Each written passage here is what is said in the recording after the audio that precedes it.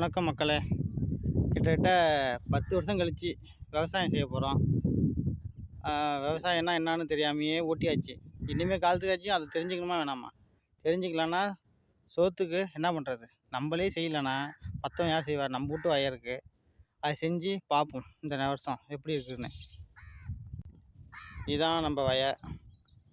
தண்ணி பாய்ஞ்சிட்ருக்கு பாருங்கள். இங்கே இந்த வயல் தண்ணி பாய்ஞ்சிட்டு, அப்புறம் இந்த வயல் தண்ணி பாயுது. அதுக்கு அடுத்த வயல் தண்ணி பாய்ஞ்சிட்ருக்கு.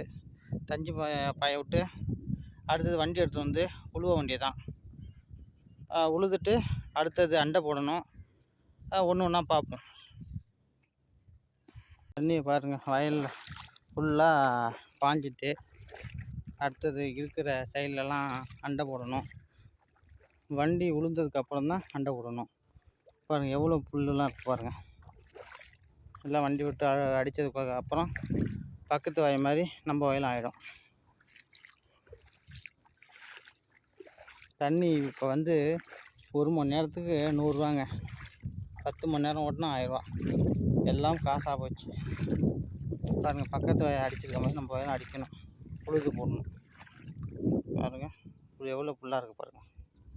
நம்ம சாப்பிட்ற சாப்பாடு எங்கேருந்து எப்படி வருதுன்னே தெரியாமல் ஓட்டிகிட்டு இருக்கிற காலத்தில் இப்படி தான் வருதுன்னு தெரிஞ்சுக்கணும்ல. தெரிஞ்சுக்கிட்டாங்கன்னா அதோட கஷ்டம் நஷ்டம், அந்த ஒரு பொடி அரிசி அதோட வலி வேதனைலாம் தெரியும். அதனால தான் இன்றைக்கி வந்திருக்கோம் நம்ம வயலுக்கு. கிட்டத்தட்ட விவசாயம் பண்ணி 10 வருஷம் ஆகிட்டுங்க. வெளிநாடு போயாச்சு, போயிட்டுக்கிட்டு வந்தாச்சு. போயிட்டு வந்து என்ன பண்ணுறது? நம்ம வயல் நம்ம செய்யலைன்னா வேறு யார் செய்வா? அதுக்கு தான் வந்திருக்கோம். தண்ணி பாயுது. அடுத்தது வண்டி எடுத்து வந்து உழுது தெளிக்க வேண்டியது தான். ஒன்று ஒன்றா பார்ப்போம். நன்றி, வணக்கம்.